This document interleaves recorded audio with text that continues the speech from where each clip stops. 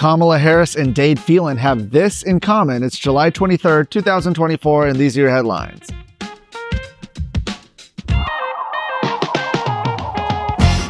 So what do Kamala Harris and Texas House Speaker Dade Phelan have in common? Well, they're both supported by Texas Democrats. That's right. Several of Dade Phelan's committee chairs, the people he's put in leadership positions, have now endorsed Kamala Harris for president following an announcement by Joe Biden this weekend stating that he would not accept his party's nomination for a second term.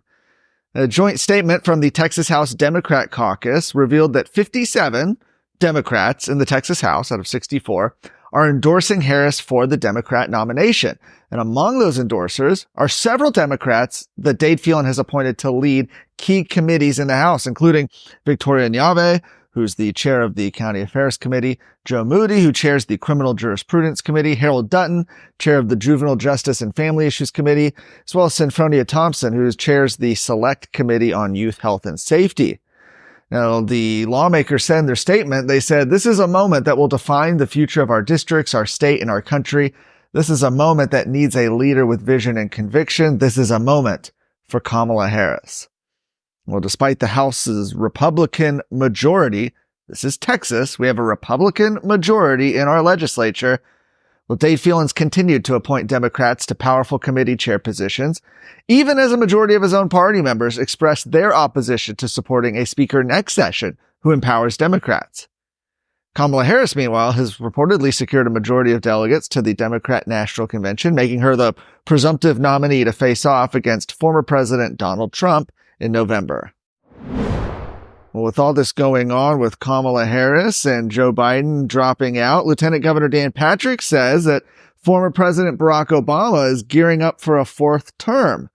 This is what he said. He said Obama is seeking his fourth term as president. He said the June debate was a hit job on Biden by his own party. Humiliating him was step one to run him out. He went on to say there was no need for Biden to debate that early. They were with him every day. They knew how badly he would perform.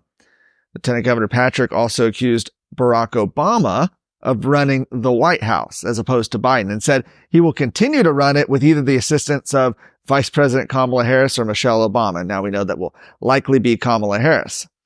Dan Patrick said Biden was picked back in 2020 so Obama could effectively serve a third term. Now he says he's attempting to dominate a fourth term. So what do you think? Was the debate a setup against Joe Biden? Is Obama pulling the strings behind the scenes? Let us know in the comments.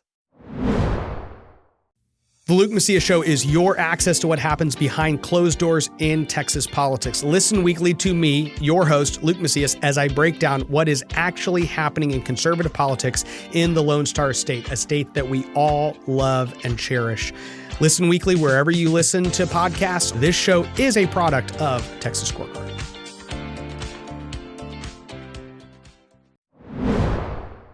Border security efforts by Governor Greg Abbott, the Texas Department of Public Safety, and the Texas National Guard have led to more than 516,300 illegal alien apprehensions, more than 45,000 criminal arrests, and more than 39,000 felony charges, according to the governor's office.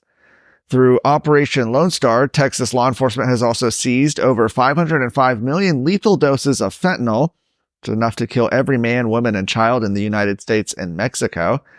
Since beginning the busing program in 2022, Texas has transported more than 119,000 illegal aliens to cities across the country, including Washington, D.C., New York City, Chicago, Philadelphia, and Los Angeles. To address the recent flow of illegal crossings reportedly surging in Maverick County, Governor Abbott said on Sunday that new sections of the border wall were under construction.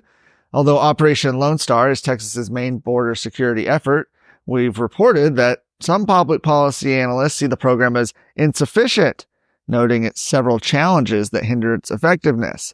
As of June, Texas only had 317 State Guard members currently deployed to the border. While Texas does have access to National Guard and Reserve forces, those remain under dual command with the federal government and are trained for overseas combat operations rather than homeland defense.